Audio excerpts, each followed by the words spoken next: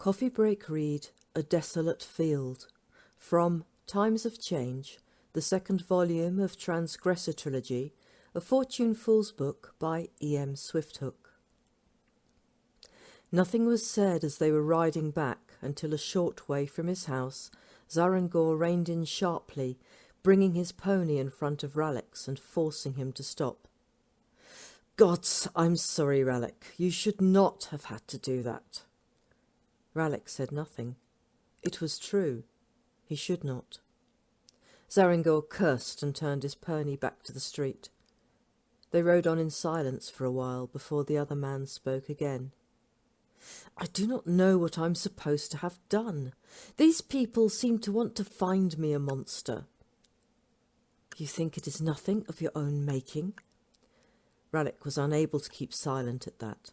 He found it unbelievable that Zarangor should think he owned no responsibility for the reactions he provoked in others. "I know what I've done elsewhere. Well, what I'm believed to have done elsewhere. But I've done nothing to harm so much as the fingernail of any Harkieran. I'm here to fight their war with them, and I will do so, and win it for them too, if we have even the most leisurely break of good fortune. You would think they might have some sense of that." Rallick moved to ride alongside him. It was strange to him to see this side of the man whose strength and self-confidence had once been more than an inspiration for him. It made him question again what he had been doing in Harkira. "Why should they be grateful to you? They do not know you except by reputation. Perhaps when you have won their war, they will be grateful." Zarangor looked into the gathering darkness and shook his head. "Maybe. And maybe they will suddenly find me inconvenient, an embarrassment, something best put away as quickly and quietly as possible. Or am I getting too cynical?" He sighed slightly. "Tell me, Rallick, have you ever known happiness?" Rallick's thoughts instantly filled with a beautiful face whose storm-grey eyes held a depth of emotion he had never inspired in anyone before. "I think so. But what man can ever call himself truly happy? The gods may take all we have in a moment." He spoke quietly, but with conviction. "Then perhaps happiness is not the goal, just a fleeting side effect of other events in life. Perhaps the goal is something altogether more straightforward." Zarangor fell silent a moment, and the sounds of the evening streets closed in. A shout of laughter, a woman shrieking, a child crying, 2 dogs fighting.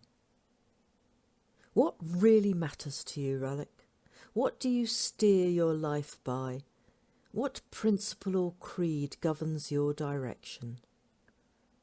The questions took Rallick by surprise. They were not the kind of questions one fighting man asked of another, and they were questions he suspected that the Vavasor in a sober state would never have asked of him. He was tempted to say nothing, to let the moment pass, but for some reason the questions had touched upon the disturbing thoughts and events in his own life in recent days, and he found himself considering them almost without meaning to do so. "Honour," he said stoically.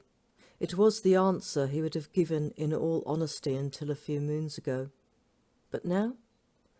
Well, now he knew there was something he held higher than honour, although he was not sure he could admit it to anyone else, and he would still never forsake honour lightly.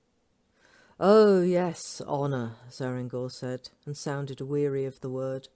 "We were brought up with it as our wet nurse's milk, you and I. Honour for ourselves, our families, our lord, our clan, our city. A desolate field is honour. Can it put food in the mouths of the hungry? Can it heal the wounds of the injured?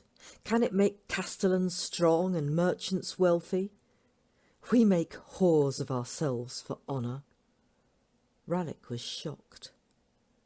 Without honour, what is a man? It was the creed he had been born to, and Rallick could recite its catechism as well as any other nobleman from the north. Zarangor looked at him directly for the first time in the conversation. "I'm not sure, Alec, but I'm beginning to think that without honour a man becomes something more.